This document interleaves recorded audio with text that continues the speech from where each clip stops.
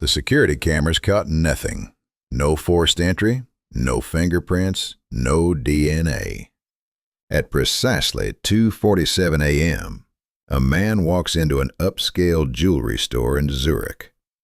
By 2:55, he's gone, along with $21 million worth of diamonds. Police later review hours of footage. They find a single haunting clue: a reflection in a display case, a man wearing gloves, a hat, and a faint smile. No witnesses, no trace, and not a single piece of evidence leading anywhere. The crime was clean, surgical, almost perfect. But what makes a perfect crime possible? How can some people erase every trace of their guilt, while others leave behind chaos and clues? Tonight, we explore the terrifying psychology behind those who walk the razor's edge between genius and monstrosity. Timeline. The idea of the perfect crime isn't new. It's been whispered about since the dawn of justice. From Jack the Ripper's escape in 1888 to the art thieves of the Isabella Stewart Gardner Museum heist in 1990, cases that remain unsolved decades later. These crimes share something rare: precision, patience, the ability to think 5 steps ahead and feel nothing for what's left behind. But beneath the surface lies something deeper, a mind wired differently, a personality type drawn not by desperation, but by control. Criminal psychologists describe these offenders as high-functioning sociopaths or organized offenders. They don't act on impulse. They plan like architects of chaos. To understand why some succeed where others fail, we have to look inside their process and their minds. The making of a perfect crime. Every perfect crime begins long before the act itself. These individuals study patterns of police response, surveillance blind spots, behavioral routines. They know that unpredictability is their greatest weapon. In 2003, a group known as the Pink Panthers executed one of the most flawless robberies in history. Disguised as customers, they entered a jewelry store in Tokyo. In just under 2 minutes, they smashed cases, escaped on motorbikes, and vanished into the night. When investigators reviewed the scene, they found no fingerprints, no digital trail, and no consistent suspect description. Every member of the crew had taken on an entirely new persona, complete with fake identities, accents, and even scents designed to mislead police dogs. It wasn't luck. It was behavioral mastery. Psychologists note that these criminals operate under a dual consciousness. One side, deeply calm, logical, detached. The other, thrill-seeking, craving risk. This rare combination allows them to perform with absolute clarity while their adrenaline spikes to dangerous levels. In other words, they don't panic. To them, crime isn't chaos, it's choreography. The investigation. For every so-called perfect crime, investigators try to pull at the smallest thread. One overlooked fiber, one odd transaction, one moment of human error. In 1978, the Lufthansa heist at JFK Airport seemed flawless. Thieves made off with over $5 million in cash and jewels, at the time the largest robbery in American history. No alarms tripped, no guards injured. For years, the case remained unsolved, but cracks appeared.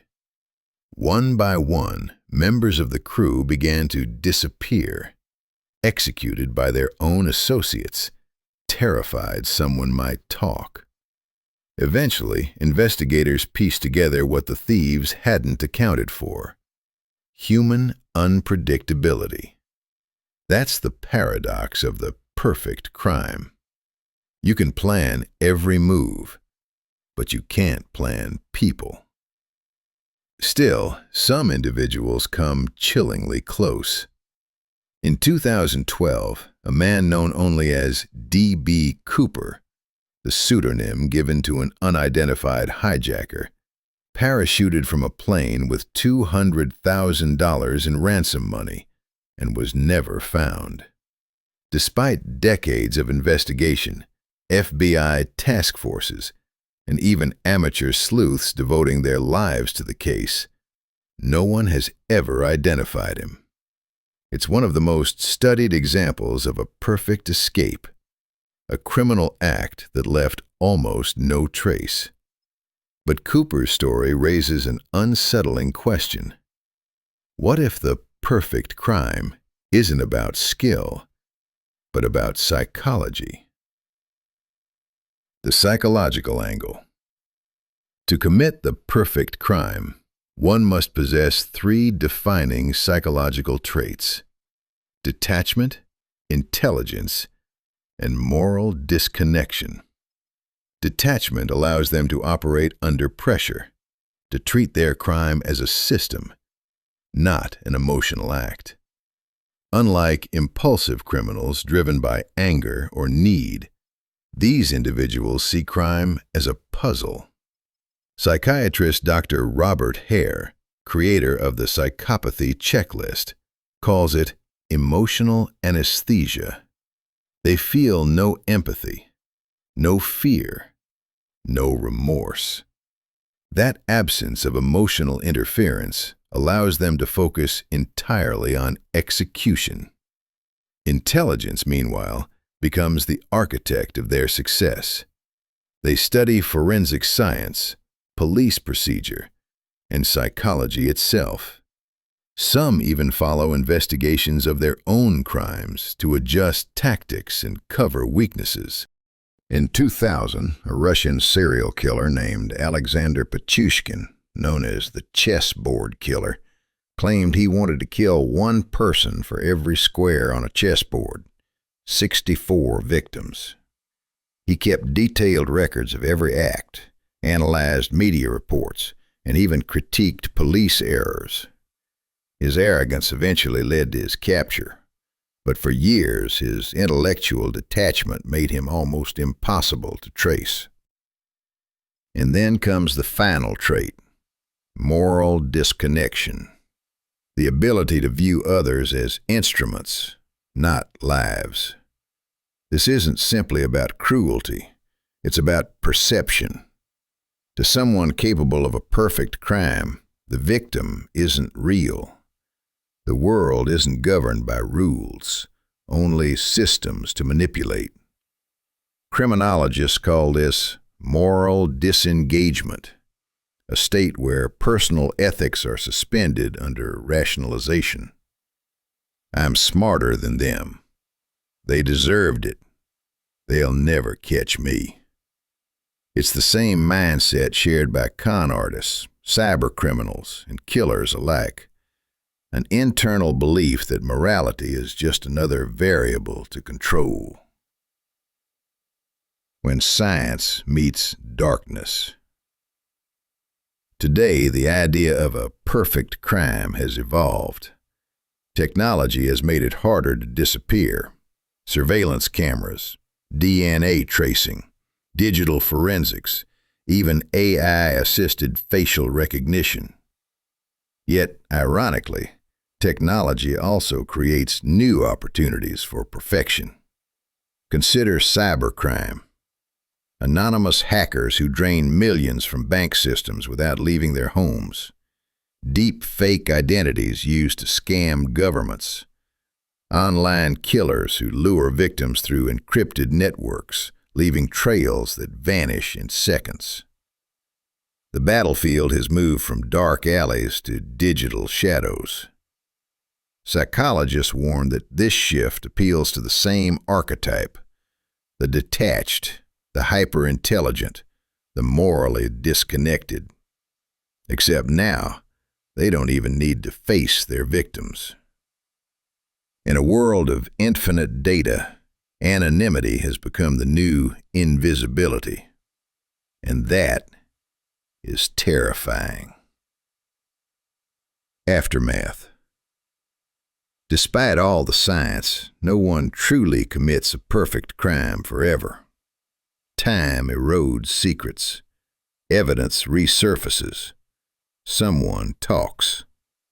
A forgotten fingerprint, a hair strand, a digital glitch. Something always leaks through. But what truly endures is the psychology. For those who've come close to perfection, the act becomes less about money, revenge, or survival, and more about proof.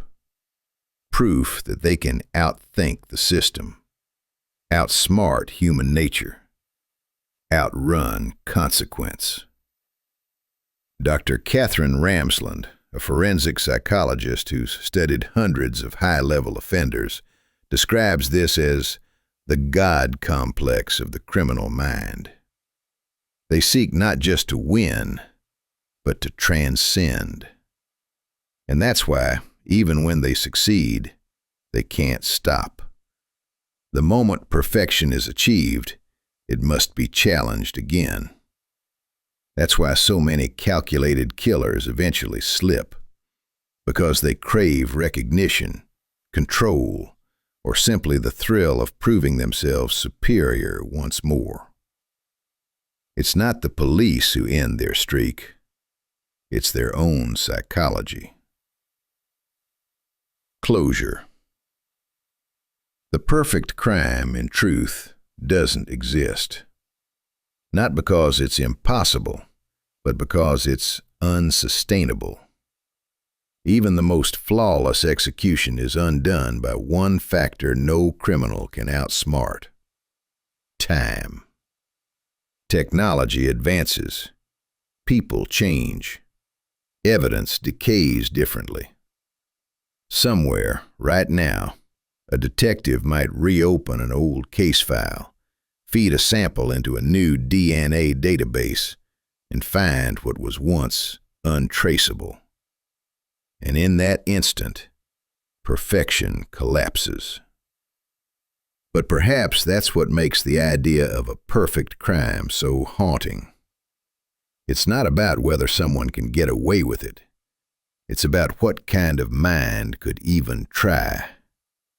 A mind without empathy, without doubt, without fear. A mind so calm in chaos that it can watch destruction unfold and feel nothing. In the end, the perfect crime isn't about escaping justice. It's about escaping humanity. And maybe, just maybe, the real perfection lies not in never being caught, but in never caring who gets hurt along the way. Because the scariest thing about the perfect crime is realizing someone, somewhere, is planning one right now.